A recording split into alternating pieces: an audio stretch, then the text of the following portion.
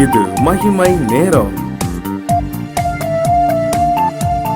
மகிமை டிவி நேயர்களே, ஆண்டவராகிய இயேசு கிறிஸ்துவின் நாமத்தில் அன்பின் வாழ்த்துக்கள்.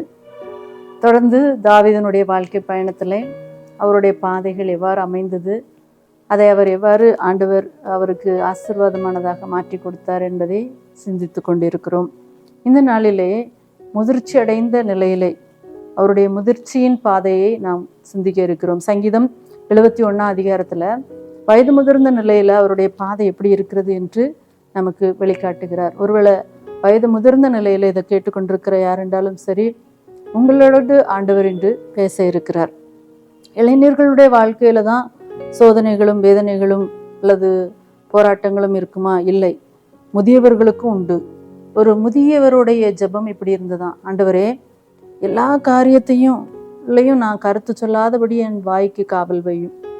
எல்லா காரியத்திலையும் நான் தலையிடாதபடிக்கு, பிறருடைய காரியங்களில் நான் தலையிடக்கூடாது. என் கடந்த காலத்தை பற்றியே நான் சொல்லிட்டு இருக்கக்கூடாது, அது யாருக்குமே பிடிக்காது. என்னுடைய நோவுகள், என்னுடைய பிரச்சனைகளை மற்றவர்களுக்கு நான் தெரியப்படுத்தி கொண்டே இருக்கக்கூடாது. என் உதடுகளுக்கு காவல் வையும் என்று ஜெபித்தாராம். இப்படிதான் இன்று அநேக முதியவர்கள் ஒடுக்கப்பட்டு அடைக்கப்பட்டு காணப்படுகிறார்கள். சீன மக்கள் இவ்வாறு ஒருவர் கேள்வி கேட்பாங்களாம்: உம்முடைய மகிமையான வயது என்ன அப்படின்ட்டு. அந்த மகிமை என்பது வேதம் சொல்லுகிறது நரைமயிரானது, அதாவது நீதியின் வழியில் உண்டாகும் நரைமயிரானது மகிமையான கிரீடம் என்று சொல்லப்பட்டிருக்கிறது. ஒருவேளை வயது என்பது, நரை என்பது ஒரு மகிமையான ஒரு காரியத்தை ஆண்டவர் குறிப்பிடுகிறார். இங்க சங்கீதக்காரனுடைய வாழ்க்கையில இந்த முதிர்ந்த வயதுல அவருக்கு ஏற்படக்கூடிய, அவருடைய பாதையில வந்த காரியங்களை குறித்து தியானிப்போம். 71:20 நாசங்கள் நேரிட்டது என்கிறார். அநேக இக்கட்டுகளையும் ஆபத்துகளையும் காணும்படி செய்த என்னை நீர் திரும்பவும் உயிர்ப்பித்து. அவருடைய வாழ்க்கை பாதையில அநேக இக்கட்டுகள், அநேக ஆபத்துகள், மறுபடி என்ன உயிர்ப்பியும் என்று ஆண்டவரிடத்துல கெஞ்சுகிறதை பார்க்கிறோம். இன்று முதிர்ந்த நிலையில இருக்கிறவர்கள், என்னுடைய வாழ்க்கையில இவ்வளவு பாடு, இந்த வயதான நிலைமையில ஒரு இளைப்பாறுதல் கிடைக்காதா என்று ஏங்குகிறதை பார்க்கிறோம். அதே போல இந்த தாவீதினுடைய வாழ்க்கையில 71 சங்கீதம் 91 9-8 வசனங்கள்ல பார்க்கிறோம்: முதிர்ந்த வயதில் என்னை தள்ளிவிடாமலும் என் பலன் ஒடுங்கும் போது என்னை கைவிடாமலும் இரும் என்று ஆண்டவரை நோக்கி அவர் விண்ணப்பத்தை ஏறெடுக்கிறார். என் முதிர் வயது நரைமயிரும் உள்ளவனாக மட்டும் என்னை கைவிடீராக என்று ஜெபிப்பதை பார்க்கிறோம்.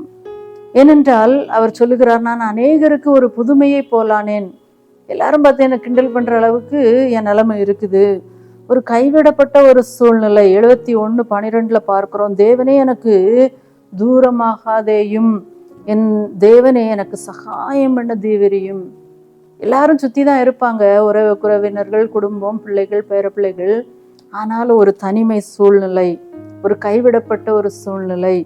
இப்படிப்பட்ட சூழ்நிலையை தான் இந்த சங்கீதக்காரன் அனுபவிக்கிறார். ஒரு பயம் அவரை மேற்கொள்கிறது. தேவன் அவனை கைவிட்டார், அவனை தொடர்ந்து பிடியுங்கள், அவனை விடுவிப்பார் இல்லை என்று சொல்லுகிறவர்கள் அநேகர். இன்று ஒரு வயசுக்கு மேல இவ்வளவுதான், முடிஞ்சு போச்சு அப்படின்னு சொல்லி ஒரு சின்ன பலவீனம் வந்தாலும் இதெல்லாம் ஒன்றும் காப்பாற்ற முடியாது, ஆண்டவர் கைவிட்டார் என்று சொல்லுகிற ஒரு சூழலை தான் நாம் பார்க்கிறோம். இப்படிப்பட்ட முதுமையின் சூழலில், முதுமை பயணத்தில், முதிர்ச்சி அடைந்த இந்த வாழ்க்கை பயணத்துல ஆண்டவர் நமக்கு கொடுக்கக்கூடிய நம்பிக்கை என்ன? ஆண்டவர் கொடுக்கக்கூடிய விடுதலை என்ன? ஆண்டவர் கொடுக்கக்கூடிய நம்பிக்கை, கடந்த காலத்தை நீ நினைச்சிப்பாரு. ஆண்டவர் சொல்றாருன்னு, உன் சிறு வயது தொடங்கி 71:5-6 என் சிறு வயது தொடங்கி என் நம்பிக்கையா இருந்தீர். இப்போதான் சங்கீதக்காரன் புரிகிறாரு, என்னுடைய நம்பிக்கை, என்னுடைய கண்மலை, என் கோட்டை, அரண் எல்லாமே ஆண்டவர் தான். ஏன்னா சிறு வயதுல இருந்தே போதித்து வந்தவரும் அவர் தான். என் தாயின் வயிற்றிலிருந்து எடுத்தவர் நீரே என்று அவர் கடந்த காலத்துல ஆண்டவர் செய்த நன்மைகளை நினைத்து பார்க்கிறார். அன்புள்ள முதியோர்களை, இந்த நாளிலே நாம் ஆண்டவர் நமக்கு கடந்த காலங்களிலே சிறுவயது முதல் நம்மை நடத்தி வந்த பாதைகளை நினைத்து பார்க்கும்படி ஆண்டவர் அழைக்கிறார். அடுத்தபடியாக ஆண்டவருடைய அந்த மாறாத அன்பு, அவருடைய உறவை நினைத்து பார்க்கிறார். எந்த இடத்துல இருந்தாலும், சிங்க கெபியில இருந்தாலும், அல்லது இந்த அந்நிய தேசத்துல பெலிஸ்தர்களுடைய கையில இருந்தாலும், சவுலுடைய கையில இருந்தாலும், எல்லா சூழலிலும் ஆண்டவர் கூடவே இருந்ததை இப்போது உணர்கிறார். ஆகவேதான் 71:22 சொல்றாரு, நீரே என் கண்மலை, என் கோட்டை. இந்த உலகத்துல எல்லாமே மாறி போகும், எல்லா விதமான நன்மைகளும் மாறி போகும், எல்லா விதமான உறவுகளும் மாறி போகும். ஆனால் நீர் மாறாதவர், நீர் உம்முடைய உறவு மாறாதது, நீர் என்னோடு கூட இருக்கிறீர் என்று அந்த தெய்வீக அன்பையும் உறவையும் அவர் நினைக்கிறார். நினைத்து அவருடைய முதுமையான வாழ்க்கையில சந்தோஷப்படுகிறார். வருங்காலத்தை குறித்த ஒரு நம்பிக்கை அவருக்கு பிறக்கிறது. 71:20 எவ்வாறு சொல்லப்பட்டிருக்கிறது, அநேக இக்கட்டு ஆபத்து காணும்படி செய்த என்னை நீர் திரும்பவும் உயிர்ப்பித்தீர். இப்படிப்பட்ட சூழ்நிலையிலெல்லாம் என்னை மீட்டு எடுத்தீர், என்னை உயிர்ப்பித்தீர், என்னை கட்டினீர், என்னை உருவாக்கினீர், உடைந்த என்னை உருவாக்கினீர் என்று இந்த மரண குழியிலிருந்து என்னை தூக்கி பாதாளங்களிலிருந்து ஏறி வர பண்ணினீர், என்னை மறுபடியும் துதிக்கும் புது பாடலை கொடுத்தீர், சுரமண்டலத்தை எடுத்து வீணை எடுத்து வாசிக்கக்கூடிய பலனை கொடுத்தீர் என்று ஆண்டவர் செய்த நன்மைகளை நினைத்து நினைத்து மறுபடியும் எதிர்காலத்திலையும் ஆண்டவர் செய்ய முடியும், முற்றுமுடிய அவர் ரட்சிக்க வல்லமை உள்ளவர் என்பதை சங்கீதக்காரன் உணர்கிறார். கிறிஸ்துவுக்குள் பிரியமான முதிர்ந்த நிலைமையில் இதை கேட்டுக்கொண்டிருக்கிற பெரியோர்களே, நாம் நம்முடைய இந்த வாழ்க்கை பயணத்துல முதிர்ந்த நிலையில ஆண்டவர் கடந்த காலத்திலே நமக்கு பாராட்டின கிருபைகளை நினைத்து பார்ப்போம். அவர் நிகழ்காலத்திலே அவருடைய அன்பு, அவருடைய உறவு மாறாதது, கைவிடாத நேசர் என்பதை நினைத்து பார்ப்போம். வருங்காலத்திலும் அவர் நம்மை திரும்ப கட்டுவார். அதுதான் ஏசாயா சொல்றாரு, வாலிபர்களோட விழுந்து போயிடுவாங்க, ஆனா கர்த்தருக்கு காத்திருக்கிறவர்களோ புதுபலன் அடைந்து கழுகுகளை போல சட்டையடிப்பார்கள். கழுகுகள் வயதான பின்பு திரும்ப தன்னுடைய இறகுகளை எல்லாம் உதிர்த்து மறுபடி புதிதாக முளைத்து கழுகுகளை போல சட்டை. அப்படிப்பட்ட ஒரு புதிய பலன், புதிய கிருபை, புதிய தெம்பு ஆண்டவர் உங்களுக்கு கொடுக்க வல்லவராய் இருக்கிறார். ஆகவேதான் இங்க ஏனோக்குடைய வாழ்க்கை சரித்திரத்துல பார்க்கிறோம், அவர் சின்ன வயசுல இருந்தே ஆண்டவரோட தான் சஞ்சரிச்சுக்கிட்டு இருக்கிறாரு. ஆனா முதிர்ந்த வயதுல அவரு அப்படியே விட்டுட்டு போறவர் அல்ல. வா, இனி உனக்கு நிரந்தரமா என் கூடையே தங்கி இருக்கக்கூடிய ஒரு பாக்கியத்தை தருகிறேன் என்று சொல்லி அப்படியே ஆண்டவர் எடுத்துக்கொண்டு சென்றதை பார்க்கிறோம். அப்படிப்பட்ட ஒரு சந்தோஷமான பாதையை, ஆண்டவரோடு தினம் தினம் நடக்கிற ஒரு பாதையை ஆண்டவர் நமக்கு தர வல்லவராயிருக்கிறார். ஜெபிப்போமா?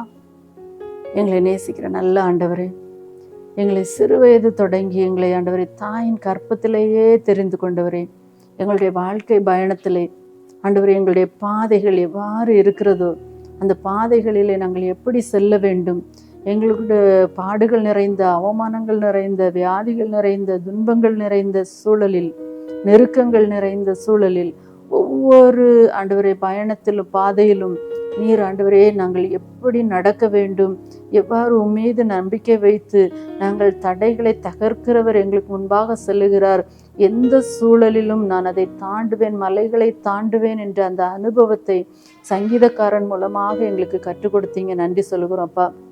தொடர்ந்து ஆண்டவரே எந்த வயதில் இருந்தாலும் சரி ஆண்டவரே, நாங்கள் எங்களுடைய வாழ்க்கை பயணத்திலே இந்த பாதையிலே ஆண்டவரே உம்முடைய வேத வசனங்களை கொண்டு அதை வெளிச்சமாக கொண்டு நாங்கள் நடக்க, உம்மை சார்ந்து கொண்டு நடக்க, நாங்கள் ஆண்டவரே முழுவதுமாக எங்களை அர்ப்பணிக்க, எங்களுடைய தன்னலத்தை மறந்து ஆண்டவரே நாங்கள் தன் அடக்கமுள்ளவர்களாக, பூரணராக, ஆண்டவரே பொறுமை உள்ளவர்களாக இந்த பாதையிலே கடந்து வர நீங்கள் எங்களுக்கு கற்றுக் கொடுத்தீங்கப்பா. உமக்கு நன்றி சொல்லுகிறோம் ஆண்டவரே. சிறுவயது மட்டுமல்ல, பிரச்சனை நேரங்களில் மட்டுமல்ல, முற்றுமுடிய கடைசி மட்டும் ஆண்டவரே உம்முடைய ராஜ்யத்திற்கு நாங்கள் வரும் வரைக்கும் எங்களுடைய பாதைகளை நீங்கள் ஆண்டவரை நினைத்திருக்கீங்க, எங்கள் பாதையில் எங்களோடு கூட வருகிறீங்க. அதற்காக நன்றி சொல்லுகிறோம். மீட்பர் இயேசுவின் மூலம் தாழ்மையோடு கேட்கிறோம் நல்ல பிதாவே, ஆமென்.